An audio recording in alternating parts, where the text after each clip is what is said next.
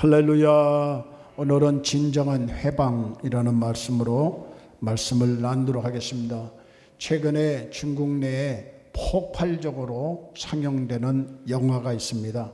난징 사진관이라는 제목이 그렇습니다. 난징 사진관. 1937년 중일 전쟁 당시에 일본군이 난징 대학살을 자행합니다. 대략 30에서 35만 명의 사람이 죽습니다. 그 죽은 것만 아니라 성폭행에다가 생체 실험에다가 잔인한 학살을 저지르는 거예요. 그래서 난징 사진관이라는 영화가 개봉 10일 만에 4천만 명 이상이 관람을 했어요.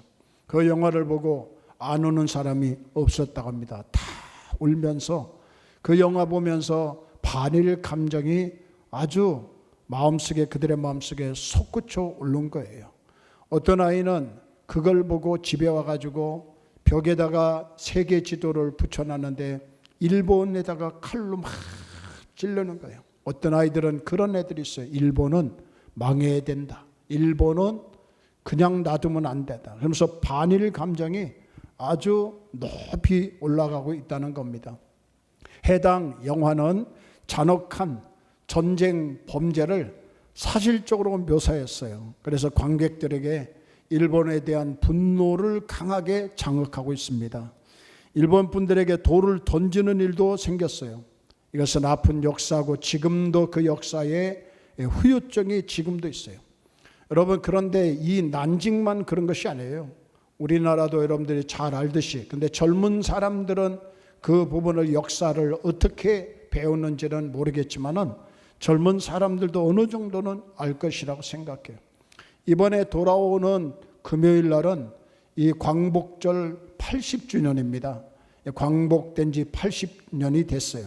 이 광복이라는 말은 한문으로 빛을 되찾는다라는 뜻이 있습니다. 빛을 다시 찾는다. 나라의 주권을 잃었다가 되찾는 것을 의미합니다. 특히 우리나라에서는 1945년 8월 15일 일본의 식민 통치에서 벗어나서 독립을 이룬 것을 가리키는 거죠. 오늘 주일을 진정한 해방이란 제목으로 하나님의 말씀을 들으면서 광복절을 통해서 또 이 나라가 회복된 것을 통해서 우리가 진정 자유, 진정한 해방은 뭐로부터 해방을 받아야 되는가를 말씀을 나누려고 합니다. 일제 강점기 있죠. 1910년부터 1945년 동안 일본의 식민지 치하에 있으면서 한국 사람들은 막대한 피해와 고통을 겪었습니다.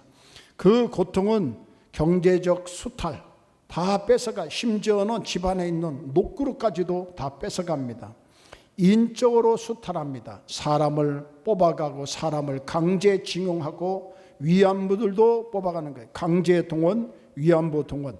그리고 민족 문화 말살, 창시 개명, 그리고 독립운동 탄압 등 다양한 측면에서 이루어진 것이 이 나라를 수탈하고 이 나라를 지배했어요. 그것도 무려 36년 동안 일본에게 나라를 빼앗기고 온갖 억압과 착취와 고통과 슬픔을 당했던 민족이 바로 우리 민족입니다. 일본 제국주의의 노예가 되었던 우리 민족을 1945년 드디어 8월 15일 날 해방됩니다. 근데 우리나라의 주권을 되찾는, 빛을 다시 찾는 광복의 기쁨을 누린 거예요. 8.15 광복은 그런데 우리가 힘이 있어서, 우리가 싸워서, 물론 독립군들이 간혹 가다가 좀 싸우기도 했지만은 그 힘은 일본 사람들에 비하면 아무것도 아니에요. 조적지혈이었어요. 세 발의 피였습니다. 그래서 우리가 힘이 있어서 무력으로 일본과 전쟁을 해서 승리하여 얻은 해방이 전혀 아닙니다. 우리 자력으로 해방된 것이 아니에요. 세계 제2차 대전에서 유엔 연합군에게 독일이 패전을 합니다. 그리고 미국이 일본에다가 히로시마 나가사키에다가 원폭을 떨어뜨려서 일본 사람들은 무조건 항복한 거예요. 이것은 우리의 힘으로 자유를 얻은 것이 아니라 하나님이 역사하시고 또 한편으로는 미국을 통해서 우리에게 자유를 주신 거예요. 힘이 없던 우리가, 총칼 한 번 들 수 없었던 우리가 가만히 앉아서 얻은 해방입니다. 여러분, 기독교는, 우리는 믿는 사람들은 전적 하나님의 은혜라고 믿고 있습니다. 그래서 우리 민족에게 해방을 주신 것을 믿습니다.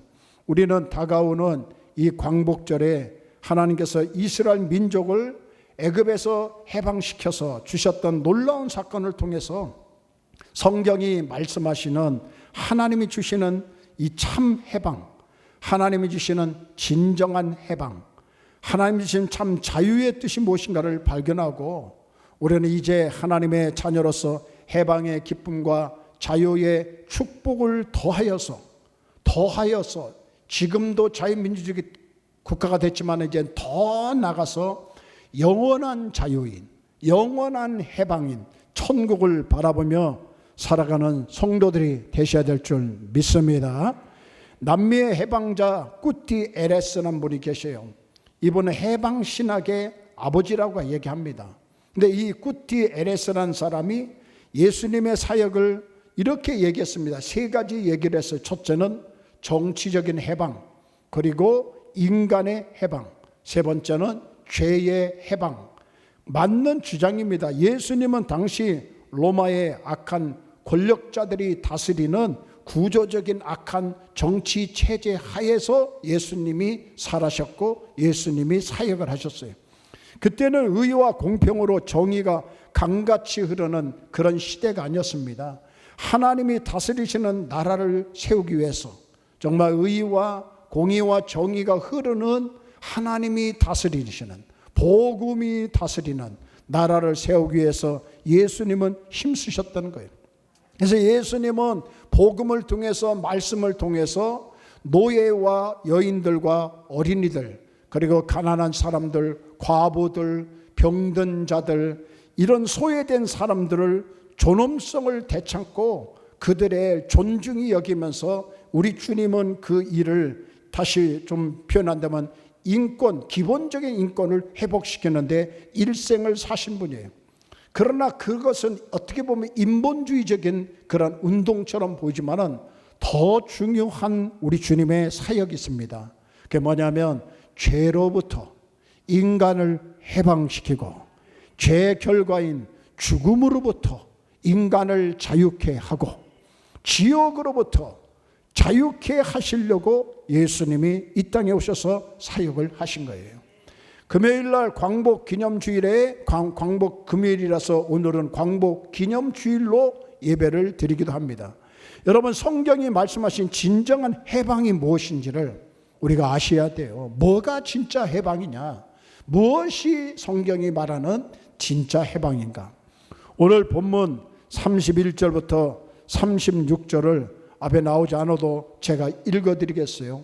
하도 이렇게 올려드려서 보는 것도 물론 습관이 되셨지만 한번 안 올리고 제가 한번 읽어드리는 것도 어떤가. 잘 들어보세요. 밤에 바로가 모세와 아론을 불러서 너희와 이스라엘 자손을 일어나 내 백성 가운데서 떠나 너희 말대로 가서 여호와를 섬기며 너희가 말한 대로 너희 양과 너희 소도 몰아가고 나를 위하여 축복하라 하며 애굽 사람들은 말하기를 우리가 다 죽은 자가 되도다 하고 그 백성을 재촉하여 그 땅에서 속히 내보내려 하므로 그 백성이 발교되지 못한 반죽 담은 그릇을 옷에 싸서 어깨에 매니라. 이스라엘 자손이 모세의 말대로 하여 애굽 사람에게 은금 패물과 의복을 구하며 여호와께서 애굽 사람들에게 이스라엘 백성에게 은혜를 입히게 하사 그들이 구하는 대로 주게 하심으로 그들이 애굽 사람의 물품을 취하였더라. 제가 이렇게 간단하게 쉽게 읽었지만은요, 이 사건은 어마어마한 사건입니다. 너무너무 굉장한 사건입니다. 왜냐하면 우리나라는 36년이라는 세월을 일본에게 지배를 받았지만 이 이스라엘 민족들은 야곱이 가족들이 들어가고부터 시작해 가지고 그들이 출애굽할 때까지 430년 애굽에서 살았습니다. 근데 430년 동안 애굽에 살았지만은 400년 동안 요셉이 알지 못하는 왕이 등극했을 때부터는 대략 400년입니다. 400년. 그때부터 그들은 노예로 살은 거예요. 노예로 살았어요. 창세기 15장 13절에 하나님이 아브라함의 그의 자손 이방에 객이 가지고 400년 동안 괴롭힘을 당할 것이라고 예언을 했습니다. 애굽에서 노예가 돼가지고 아주 혹독한 노예 생활을 겪습니다. 몇 가지 예를 들면 강제 노동이에요. 강제 노동. 이스라엘 백성은 바로 왕의 국고성인 비돔과 라함셋을 짓는데 총동원합니다. 성을 짓는데 총동원하는 거예요. 그때 무슨 포크레인이 있고 기중기가 있고 이런 건 아무것도 없어요. 다 사람의 손으로 해야 됩니다. 그래서 강제 노역자들은 집이 없는 벽돌을 만들어야 하는 등 극심한 고통을 당하는 거예요. 요즘 날씨가 엄청 뜨겁죠. 이 뜨거운 날씨는 아무것도 아니에요. 막 영상 40도 45도 되는 그 모래판 위에서 그들은 이 일을 해야 됩니다. 거기다가 인구 억제 정책을 씁니다. 바로는 이스라엘 민족의 번성을 막기 위해서 두 가지 극단적인 정책을 펼치는 거예요. 첫째는 산파에 대한 명령을 합니다. 아이들을 받으러 갈 때 아이가 남자이면 죽여라. 그런 명령을 하는 거예요. 영아 살해 명령을 하는 겁니다. 그래서 이스라엘 백성이 애굽에서 노예 생활을 몇십 년 한 것이 아니라 400년 동안 하는 거예요. 400년. 좀 놀란 척이라도 해줘 봐요. 몇 년 한다고요? 400년. 엄청난 세월이요. 4세기가 지나가는 엄청난 세월은 이들이 노예 생활을 하는 거예요. 영아도 살해시키려고 하고 주는 것도 괜찮고 그 뜨거운 데서 성을 짓는다고. 이스라엘 백성이 애굽에서 노예 생활한 지 400년 만에 드디어 애굽 왕 바로로부터 해방을 얻어서 출애굽하는 장면이 오늘 본문 말씀이에요. 얼마나 감격스러울까요? 하나님께서 아브라함에게 약속하신 가나안 땅으로 우리가 다시 돌아간다. 고국으로 다시 돌아간다. 약속의 땅으로 다시 돌아간다. 우리의 믿음의 조상이신 아브라함에게 약속하신 하나님이 주신 젖과 꿀이 흐르는 가나안 땅으로 돌아간다는 그들은 너무너무 감격스러울 거예요. 36년이 아니라 400년 동안 국미총리였던 요셉이 살아있었던 기간만 빼고 나머지는 400년 동안 노예 생활하면서 혹독한 고생을 했습니다. 출애굽기 3장 8절에 보면 여호와께서 이르시되 내가 애굽에 있는 내 백성의 고통을 분명히 보고, 성경에 이렇게 말해요. 애굽에 있는 내 백성의 고통을 분명히 보고 그들이 그들의 감독자로 말미암아 부르짖음을 듣고 그 고통이 얼마나 힘들었으면 하나님 좀 살려주세요. 하나님 우리를 불쌍히 달라고 부르짖는 소리를 듣고 그 근심을 알고 내가 내려가서 하나님께서 직접 내려가신대요. 그들을 애굽의 손에서 건져낸다. 건져낸다는 것은 구원한다는 겁니다. 할렐루야. 건져낸다. 자신들의 자력의 힘이 아니었어요. 하나님이 내려가셔서 모세를 통해서 하나님이 직접 내려가셔서 건져내신다. 할렐루야. 그들을 그 땅에서 인도하여 아름답고 광대한 땅, 젖과 꿀이 흐르는 땅, 곧 가나안 족속, 헷 족속, 아모리 족속, 브리스 족속, 여부소 족속, 이런 지방에서 그 지방으로 히 족속이 사는 대로 데려가노라 하노라. 모세한테 이렇게 말해요. 모세 이제 가라. 이스라엘 자손의 부르짖음이 내게 달하고 애굽 사람이 그들을 괴롭히는 학대도 내가 보여왔으니 이제 내가 너를 바로에게 보내어 너에게 내 백성을 이스라엘 자손을 애굽에서 인도하게 하리라. 아멘. 400년 동안 고통당한 데서 건져주신대요. 인도하신대요. 이스라엘 백성들이 싸워서 된 것이 아니에요. 독립운동을 해서 된 것이 아니에요. 이스라엘 백성들 어떤 전술에 의해서 된 것이 아닙니다. 무력 충돌이 된 것이 아니에요. 전적인 하나님께서 가셔가지고 이스라엘 백성들을 건져 주셨다니까요. 끄집어내셨다니까요. 출애굽시킨 겁니다. 여러분, 우리 대한민국이 일본으로부터 건짐을 받는 것은 우리의 자력으로 노력은 했지만 불가능했습니다. 그런데 하나님께서 우리 대한민국을 다른 나라를 통하여서 하나님께서 우리를 건져 주신 거예요. 하나님은 선민들이 세상에서 고난당하고 억압당하고 억울함을 당하고 고통당하여 부르짖는 소리를 결단코 외면하지 않습니다.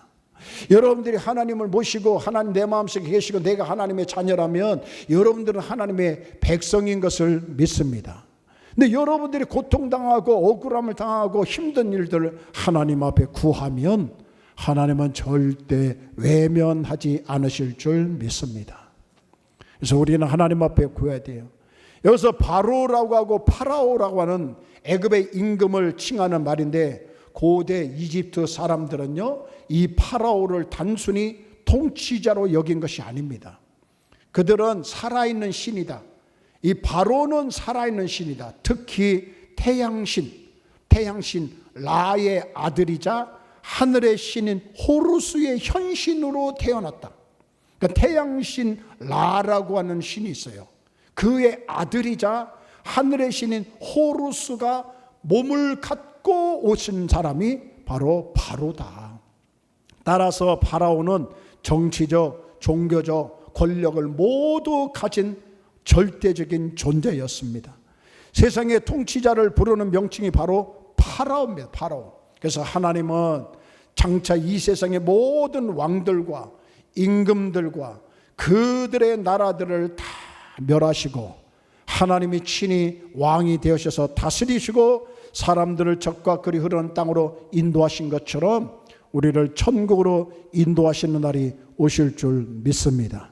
그날을 이사야 선지자는 이렇게 말했어요. 이사야 11장 6절 말씀에 그때에 이리가 어린 양과 함께 살며 표범이 어린 염소와 함께 누우며 송아지와 어린 사자와 살찐 짐승이 함께 있어 어린아이에게 끌리며 암소와 곰이 함께 먹으며 그것들의 새끼가 함께 엎드리며 사자가 소처럼 풀을 먹을 것이며 젖먹는 아이가 독사의 구멍에서 장난하며 젖된 아이가 독사의 굴에 손을 넣을 것이라.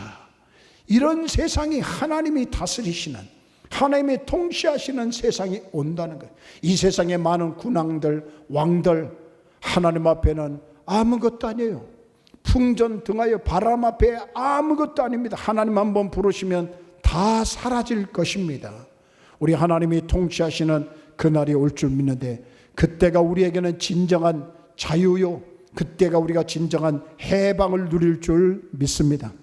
지금 우리가 누리게 될 해방은 바로 여호와가 통치하신 그때에 도래할 해방이에요. 따라서 하나님이 친히 다스리고 다스리는 그날은 여러분 이 세상 살면서 전쟁의 공포, 북한의 핵무협, 핵위협, 자연재해, 재앙, 기근, 지진, 각종 범죄, 수많은 질병은 다 사라집니다. 하나님이 통치하신 나라는 그런 나라가 알 줄 믿습니다. 도둑놈이 사라져요. 보이스피싱도 없어요.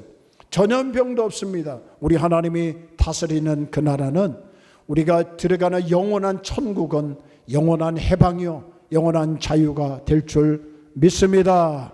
그러기 위해서 우리는 살아계신 하나님을 믿으시기를 축원합니다. 예수를 믿으시기를 축원합니다. 이것이 실제로 그런 시대가 온다니까요. 이 세상 모든 나라는 다 사라지고 하나님이 다스리고 통치하시는 나라가 올 줄 믿습니다. 두 번째 중요한 해방이 있어요. 여러분이 이 두 번째 해방을 꼭 잘 들으세요. 로마서 8장 1절 말씀에 그러므로 이제 그리스도 예수 안에 있는 자에게는 결코 정죄함이 없나니 이런 그리스도 예수 안에 있는 생명의 성령의 법이 죄와 사망의 법에서 너를 해방하였습니다. 죄와 사망의 법에서 너를 해방하였습니다. 바울 사도의 해방 선언문입니다. 특히 2절에 보면 그 얘기예요. 그리스도 예수 안에 있는 생명의 성령의 법이 죄와 사망의 법에서 너를 해방하였다. 사도 바울이 13권의 책을 썼어요. 서신서를 썼습니다. 근데 그 13권의 서신서에 가장 중요한 핵심 강조가 뭐냐? 키워드가 뭐냐? 그는 예수 아니라는 겁니다. 예수 밖에가 아니에요. 예수 안으로 들어오셔야 돼요. 할렐루야, 할렐루야. 더워서 그런지 전보다 아멘이 많이 죽어가는 것 같아요. 할렐루야. 강요하는 게 아니에요. 동의 좀 해주세요. 제 말이 아니라 하나님 말씀에 공감하세요. 맞습니다. 하나님 말씀에 맞습니다. 할렐루야. 아멘 하면 하나님 영광 받으신다고 했어요. 아멘 하면 마귀가 도망갑니다. 귀신이 도망간다니까요. 성경에 그렇게 써 있어요. 아멘 하면 귀신이 도망가요. 아멘 하면 하나님께서 큰 영광. 아멘이 뭐예요? 그렇게 될 줄 믿습니다. 그 말에 동의합니다. 그 말이 될 줄 믿습니다. 그대로 믿습니다. 아멘. 안 하는 것보다는 훨씬 낫다니까요. 하세요. 하나님이 하시기를 원하시지만 여러분들에게 큰 복이 될 수 있어요. 이것은 죄와 사망의 법에서 너를 해방했다요. 예수님 안에 있으면, 그리스도 안에 있으면, 주 안에 있으면, 할렐루야. 예수 밖에 있으면 사망이요, 지옥이요, 저주요, 죽음이요, 죽음. 하나님과 관계가 단절이 됩니다. 그러나 예수님 안에 있으면, 예수 안에 들어오면 죄와 사망의 법에서 너를 해방시켜 주신다. 죄는 단순히 법적인 문제, 도덕적인 문제를 넘어서서 인간의 존재, 삶 전체의 파괴력을, 영향력을 행사합니다. 무서운 겁니다. 죄는 무섭다니까요. 법적인 문제, 도덕적인 문제를 어긋나게 살았다, 그걸로 끝나는 것이 아니에요. 감옥에 들어갔다, 사기 쳐가지고 감옥에 들어 그걸 끝나는 것이 아니라 인간의 존재, 인간의 전인격, 영과 혼과 육을 전적으로 파괴시키는 영향력이 죄라는 거예요. 여러분, 죄를 우습게 보면 안 됩니다. 죄 짓는 것을 그냥 가볍게 생각하면 안 돼요. 이 죄의 힘은 개인의 내면을 아주 황폐시켜.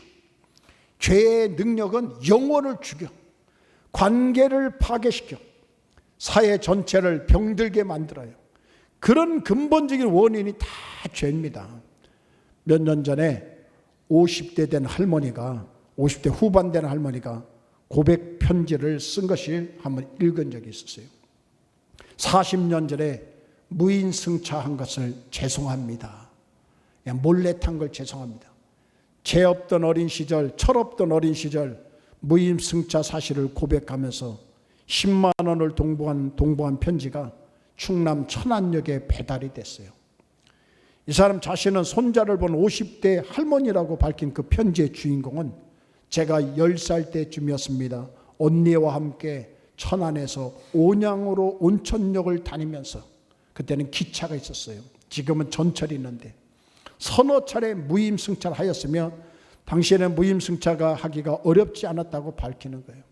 어려서는 철이 없었고 젊어서는 사는 것이 바빠 잊고 살았으나 이제는 예수 믿고 내가 그것이 평생 마음에 찔려서 손주들에게, 하나님 앞에, 그리고 내 자신에게 떳떳한 할머니의 모습을 보여주고, 사탄이 자꾸만 그것 가지고 나한테 너 옛날부터 거짓말하고 몰래 숨어서 기차나 타고 다니는데 그거 얘기한다면 내가 당당히 거절하고 얘기하기 위해서 내가 죄를 회개하고 고백하면서 10만 원을 보내드립니다. 그 10만 원은 국고로 환수 조치했다고 합니다. 여러분, 죄는 이처럼 우리의 양심을 옥죄어서 견딜 수 없게 만드는 거예요. 그러므로 죄는 어떤 모양이라든지 어떤 것이라도 따라가면 안 되고 어떤 모양이라도 우리가 죄를 져서는 안 되고, 만약에 죄를 졌다면 회개해야 해결이 될 줄 믿습니다. 우리가 그런 경험을 해본 분들 계시잖아요. 죄 지어서 당한 고통에, 그런데도 정신 못 차리고 계속 죄악 가운데 빠지고 세상에 방황을 한다면 갈수록 전인격이 황폐가 돼. 영혼도 황폐가 되는 거예요.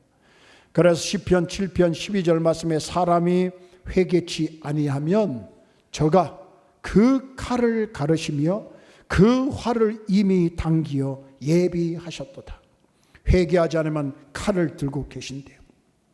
회개하자면 활을 땡기고 계시는 거예요. 어느 순간에 놓는 순간에 화살은 날아가서 그에게 죽음을 주고 상처를 주고 그에게 아픔을 주는 겁니다. 경고하셨어요. 시편 7편 12절 말씀에 사람이 회개치 아니하면 그가 그 칼을 가르시며 그 활을 이미 당기어 예비하셨도다. 여러분, 죄와 싸우시기를 주의 이름으로 축원합니다. 하나님의 공의가 반드시 실현된다는 사실을 강력하게 경고하고 있어요. 동시에 이 경고는 악인에게 회개하라는 최후의 기회를 주는 메시지입니다. 우리는 죄의 종이 되면 안 돼요. 우리는 죄로부터 해방을 받으셔야 돼요. 할렐루야. 내가 노력은 하지만은 아직도 내 안에 나도 모르게 생각으로 말로써 내가 행동으로서 짓는 죄들이 많이 있는데 죄의 노예에서 죄의 그런 종으로부터 우리는 자유를 누려야 될 줄 믿습니다. 어느 목사님이 주일 설교에서 계속 죄에 대해서 강력하게 설교를 했어요. 강력하게. 여러분, 죄로부터 자유를 누리셔야 됩니다. 죄를 져서는 안 됩니다. 사람은 몰라도 하나님은 다 보고 계십니다. 죄의 대가는 사망입니다. 죄의 대가는 무섭습니다. 죄의 대가는 아픕니다. 고통입니다. 그랬더니 그 이튿날 어느 장로님 한 분이 목사님 댁을 찾아왔어요. 음료수 하나 들고, 목사님, 어제 설교는 죄에 대하여 너무 솔직하게 말씀하셨어요. 죄에 대하여 강하게 책망하면 사람들이 교회 나오기를 싫어하게 됩니다. 앞으로 죄에 대한 설교 좀 그만 좀 하시고 앞으로 축복에 대한 설교, 복에 대한 설교, 은혜에 대한 설교를 좀 많이 해 주십시오. 죄에 대한 책망은 설교하지 않았으면 좋겠습니다. 물론 전혀 안 할 수는 없지만 너무 자주 하지 마십시오. 장로님이 목사님을 충고하는 거예요. 목사님이 젊은 목사님이었어요. 듣고 있던 목사님이 일어나더니 약을 보관했던 약장에 가서 극약이라고 하는 쓴 약병을 가지고 와서 그 교인에게, 그 장로님에게, 장로님, 저에게 말씀하신 뜻을 잘 알겠습니다. 근데 장로님의 말씀은 이 약병에서 극약이라고 하는 쓴 딱지를 바꾸라는 말씀이죠. 제가 이 독약이 든 병에서 극약이라고 한 쓴 딱지를 떼버리고 꿀이라고 써붙이면 어떨까요? 극약이라는 상표를 떼버리고 거기다가 꿀이라고 써붙이면 괜찮을까요? 그러면 위험하지 않겠습니까? 장로님, 사람이 듣기 좋은 말로만 설교하면 더욱 영혼을 죽이게 되는 겁니다. 옛날이나 지금이나 사람들은 죄라는 말을 듣기 싫어해요. 심판, 기, 지옥 이런 얘기를 싫어하는 거예요. 귀향이면 듣기 좋은 말. 죄에 대한 얘기하니까 아멘도 별로 없어. 축복에 대한 설교하면 아멘, 아멘들 하셔. 그게 아니에요. 죄에 대한 설교가 오히려 더 큰 복이라는 것을 아십시오. 기왕이면 듣기 좋은 말을 들었으면 하는 사람이 많고, 아예 어떤 이는 교회에서는 죄라는 말을 빼고 축복에 대해서만 설교하면 좋겠다고 말하는 분들도 없지 않아 있어요. 이것은 극약이 든 병을 이것을 꿀이라고 써붙이는 것과 똑같은 거예요. 그런 걸 듣기 싫어한다면 결국에는 우리도 망하고 말 수 있는 거예요. 여러분 분명히 아셔야 됩니다. 죄 문제 해결이 없는 기독교의 축복은 없습니다. 죄 문제가 해결이 돼야 축복이 따라오는 거예요. 죄 문제가 해결이 돼야 하나님과의 화친하고 화목하고 죄사함 받고 의롭다고 칭함을 받고, 죄 문제가 해결하여 거룩한 삶을 추구하고, 죄 문제가 해결하여 결국에 하나님 나라에 들어가서 영광스럽게 변화될 수가 있는 거예요. 죄 문제가 해결돼야 성령님이 임하시고 성령의 충만함을 받고 성령의 은사와 열매를 맺으시는 모든 신앙의 출발은 죄 문제가 해결되면서 시작이 되는 거예요. 죄를 먼저 회개하고 용서받을 때 하나님의 축복은 비로소 주어지는 겁니다. 성도는 죄의 정체 무엇인지를 분명히 알아야 돼요.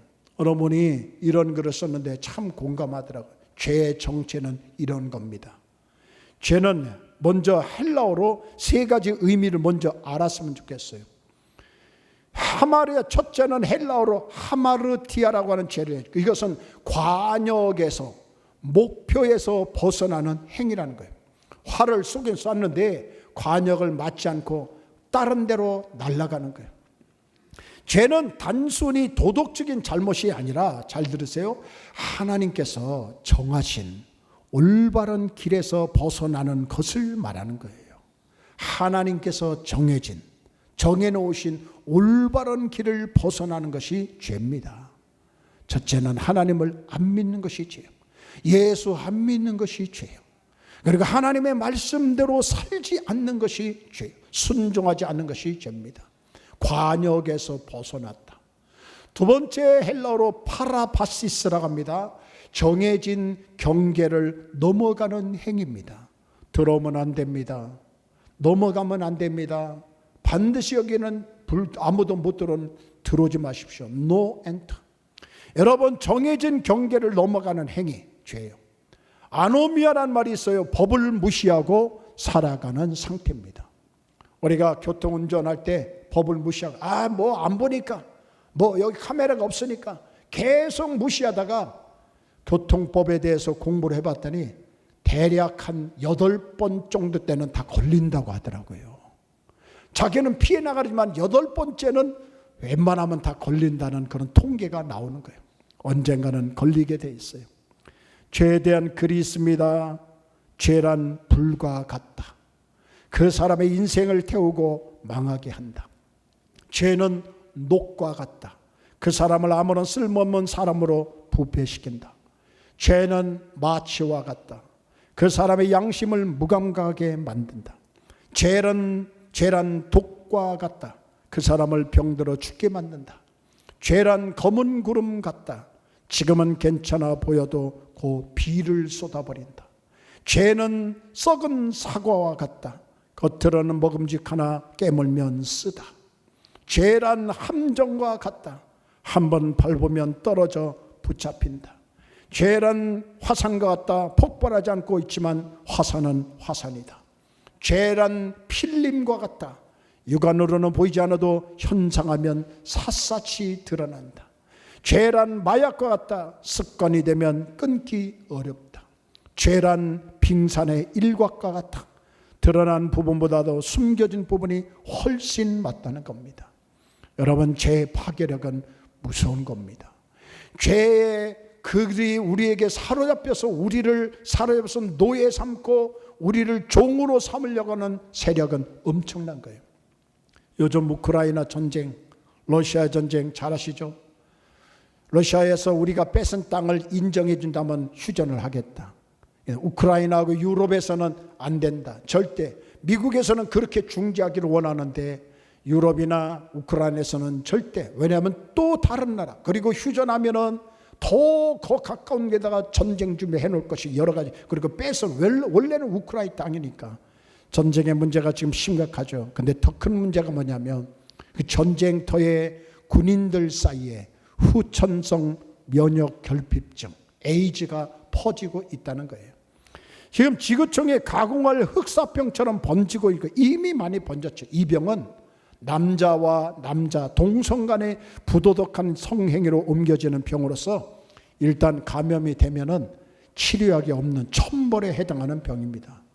그런데도 불구하고 동성애와 동성결혼을 입법화하고 합법화하려는 것은 창조질서의 파괴이고 멸망으로 자처하는 것이고 무서운 질병이라는 것을 아셔야 돼요. 그러나 이보다도 더 무서운 병이 있어요. 절망적인 병이에요. 절망에 이르는 병이에요. 사망에 이르는 병이에요. 이 모든 병은 육체를 죽이고 육체를 망가뜨리는 병이지만 이 병은 육체뿐만 아니라 영혼까지도 죽이는 병이에요. 바로 이 병이 죄라고 하는 바이러스입니다. 이 죄의 병은 유전성이 심해요. 전염성도 매우 강합니다. 이 병원균은 사탄이 뱀을 통해서 인간에게 전염시킨 병으로서 인류의 종자 같은 아담 가족에게 복균자가 되게 한 거예요. 그 병의 특성은 뭐냐? 하나님을 싫어하게 만드는 거예요. 하나님을 안 믿게 만드는 거예요. 가인처럼 사람을 미워하게 해서 살인을 저지르게 만들고 전쟁을 하고 약육강식하게 만드는 것이 바로 이 병이에요. 자연 질서를 파괴하고 인간관계를 파괴합니다. 오늘 뉴스를 보니까 아버지가 눈이 시퍼렇게 멍들어가지고 나왔더라고요. 경찰에 잡혀가서 갔어요. 자세히는 제가 안 봤지만, 어느 나라 사람인지 자세히 안 봤지만, 근데 이 아버지가 아들을 칼로 찔렀어요. 칼로 찔렀어요. 근데 제목이 뭐라 쓰냐면, 더 이상 맞고 싶지 않아서 자식을 칼로 찔렀습니다. 더 이상 맞고 싶지 않아서. 아들이 아버지를 엄청 때렸나 보죠. 엄청 폭행을 저지른. 이 모든 관계가 파괴되는 것, 가정이 파괴되는 것, 모든 원인은 죄의 바이러스입니다. 이 죄의 병에 전 인류가 감염돼가지고 모두 다 죄인이 됐어요. 세상에서는요, 도덕적으로 노력하고 윤리적으로 노력하고 고행을 하고 수도를 해도 이 병을 고칠 수가 없어요. 치료약도 없어요. 고칠 수 있는 의료 기술도 없어요.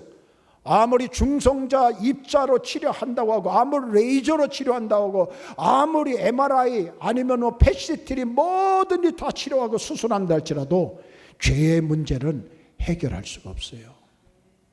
신약을 개발해도 이 죄의 병을 치료할 수가 없어요. 배아줄기 세포를 배양해가지고 세포와 조직을 바꿔치게 한데도 죄의 병은 고칠 수가 없습니다. 방법은 없고 길도 없어요. 세상에는 없다 이거예요. 그러나 성경적 관점에서 죄의 결과는 하나님과의 영적 단절, 육체적인 죽음과 세상의 저주, 그리고 궁극적으로 하나님의 심판과 영원한 형벌을 말하는 거예요. 지옥에 가는 걸 말해요. 죄의 노예가 되었어요. 희망이 없어요. 호플레스, 희망이 없어요.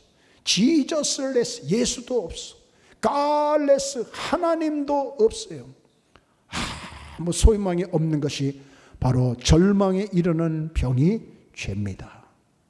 그러나 아멘, 그러나 성경은 이 절망적인 결과를 해결하기 위한 하나님의 플랜이 있어요. 하나님의 경륜이 있어요. 하나님의 계획이 있어요. 이 절망적인 병을 해방시키고 우리를 자유케 하시려고는 하나님의 계획이 있어요. 바로 예수 그리스도의 십자가의 대속입니다. 예수님이 우리의 죄값을 대신 지불해 주시는 거예요. 대신 죽어 주시는 거예요.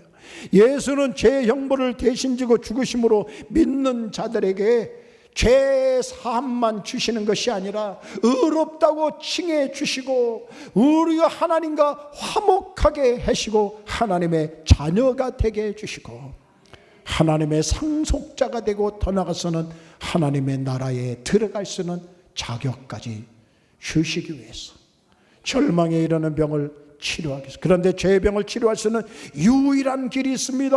바로 예수님이십니다. 예수님은 전 인류가 감염돼가지고 죽게 된 죄의 병 면역 항체가 되시는 거예요.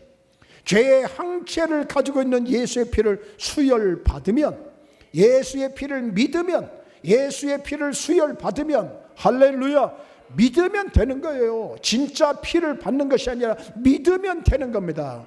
죄의 교는 소멸됩니다. 인간은 죄에서 해방되며 자유케 되실 줄 믿습니다. 죄에서 자유롭게 하면 보혈의 능력, 주의 보혈이라는 것을 믿으세요. 저는 이 시간에 여러분들에게 소리만 치고 하려고 하지 원치 않아요.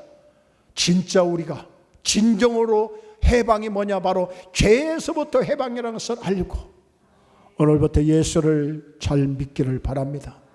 예수님은 오늘 인류의 죄 문제를 해결하기 위해서 오신 거예요. 다시 강조합니다. 죄로부터 자유, 죄로부터 해방. 다시 강조합니다. 예수 그리스도의 십자가 대속으로 이루어지는 거예요. 내가 죽어야 될 십자가, 내가 죽을 것을 예수님이 대신 못 박혀 죽으셨어. 예수님이 대신 값을 치러 주신 거예요.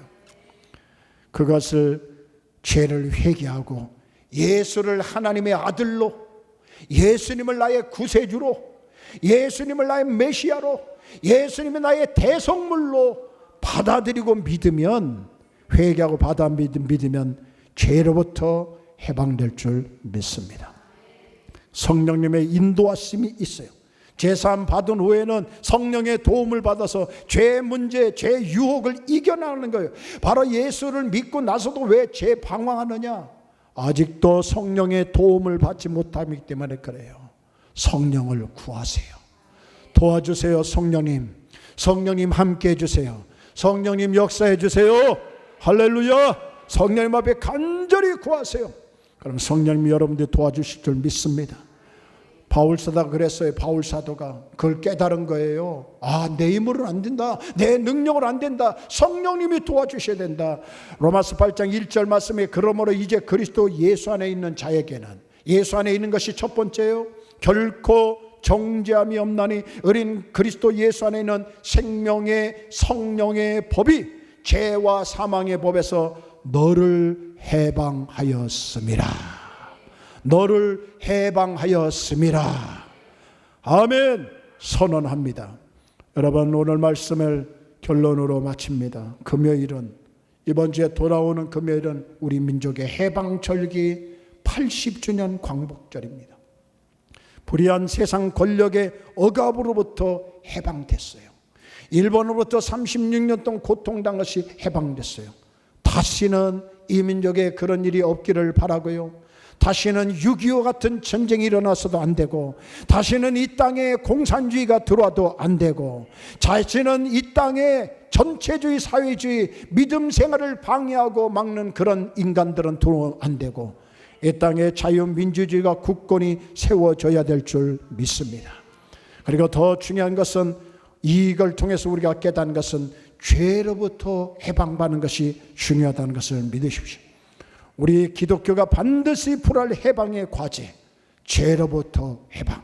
그것은 바로 예수님이 해결하셨어요. 예수님을 믿기만 하면 돼요. 예수님을 받아들이면 돼요. 할렐루야. 예수님을 하나님의 아들로, 예수님이 나를 위해서 십자가에 주신 것만 믿기만 하면 죄에서 자유를 얻을 줄 믿습니다. 묻습니다. 예수님이 하나님의 아들이신 것을 믿습니까? 예수님이 하나님이신 것을 믿습니까? 예수님이 십자가에 우리를 위해서 대신 죽으신 것을 믿습니까? 예수님이 죽으셨다가 부활하신 것을 믿습니까? 믿으면 여러분들 죄에서 자유를 누리신 줄 믿습니다. 그러나 죄로부터 이기기 위해서는 성령님을 간절히 찾으세요.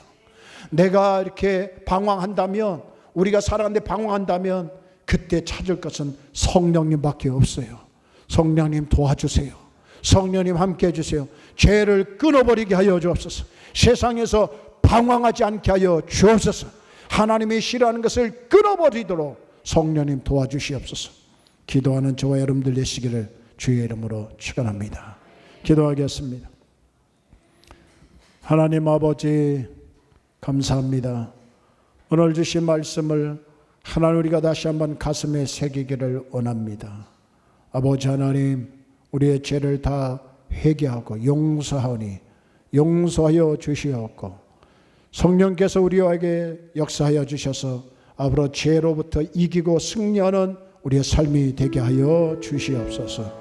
주님, 죄로부터 자유를 누리며 살게 하여 주옵소서. 다시는 종의 멍에를 매지 않게 하여 주옵소서. 다시는 죄에 방황하지 않게 하여 주옵소서. 악한 영들은 떠나갈지어다. 우리를 죄를 짓게 한 악한 영은 예수님의 이름으로 떠나갈지어다. 떠나갈지어다. 질병은 떠나갈지어다. 문제는 해결될지어다. 감사하며 이제는 성령 안에서 참 자유를 누리며 사는 우리 성도들 되게 하여 주시옵소서. 예수님의 이름으로 기도합니다. 아멘.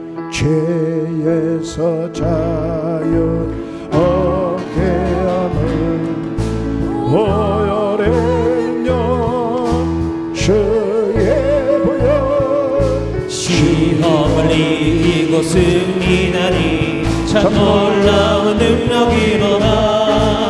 주의 보혈 능력이 또다. 주의 피 믿어 주의 보혈 그 어린 양의 매우 귀중한 피로다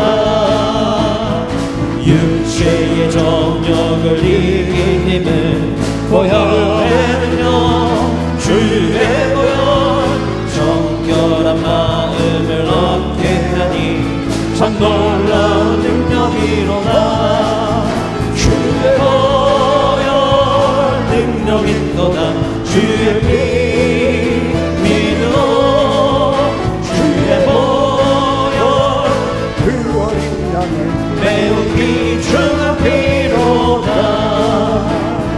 눈보다 더 이게 밝히는 것 보혈에는요 주의 보혈 조정한 모든 것 밝히시니 참 놀라운 능력이로다 주의 보혈 능력인도다 주의 피 믿어 주의 보혈 그 어린 양의 매우 귀중한 피로다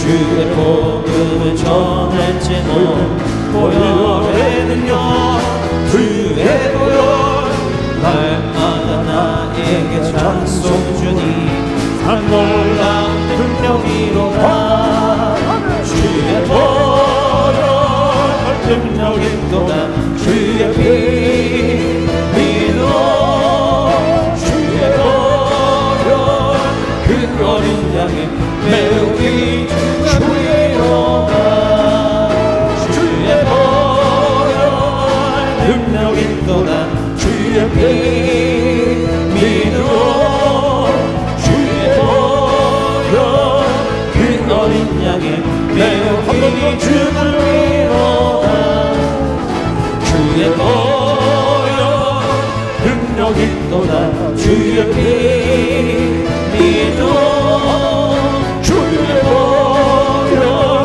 그 어린 양의 매우 귀중한 피로다 이 시간에 우리 한번 소리내서 기도하기 원합니다. 나의 죄를 용서하여 주옵소서.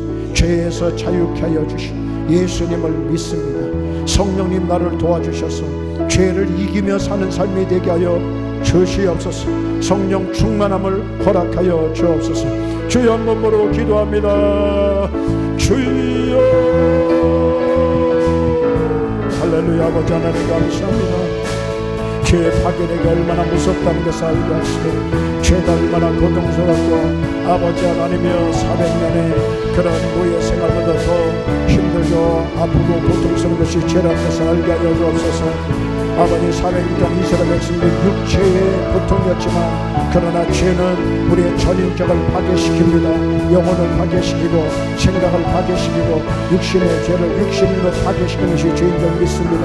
주님 우리의 과거의 죄악들을 용서하여 주옵소서. 우리의 죄를 용서하여 주옵소서. 지금도 방황한 거 용서하여 주옵소서. 지금도 죄 짓지 말고 하나님 이제는 예수 안에서 살게 하시고 예수 안에서 믿음으로 살고 예수 안에서 거룩하게 살고 예수 안에서 하나님 앞에 바르게 살도록 주여 도와주시옵소서. 우리의 힘은 부족합니다. 하나님 성령님을 통하여서 성령님 역사하여 주셔서 아버지 죄를 이기며 살아가는 우리 성도들 되게 하여 주시고 우리 성도들 우리 가정에 또한 우리 가정과 또한 우리 성도들의 가정에 하나님의 은혜를 주셔서 죄를 승리하며 죄악 안에서 죄를 떠나서 자유와 행복을 누리며 살 수 있도록 축복하여 주옵소서. 감사하며 예수님의 이름으로 기도합니다. 아멘. 이제는 우리 주 예수 그리스도의 은혜와 하나님 아버지의 크신 사랑과 성령님의 교통하시고 내주하고 인도하심이 오늘도 주의 말씀 듣고 떠난 모든 성도들에게 성령 충만하게 하시기를 간절히 축원하옵나이다. 아멘.